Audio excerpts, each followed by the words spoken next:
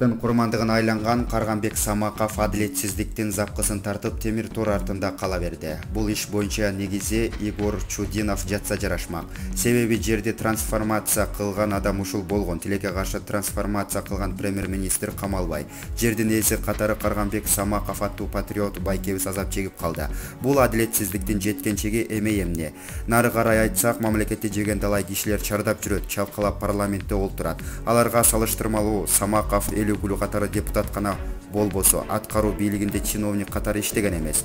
Кыргыз үчүн, Манас үчүн кылган эмгегичи. Эми ушундай кишинин сыз түрмөдө жатканы жакшы эмес да. Ойлонбойлубу? Булак де факто.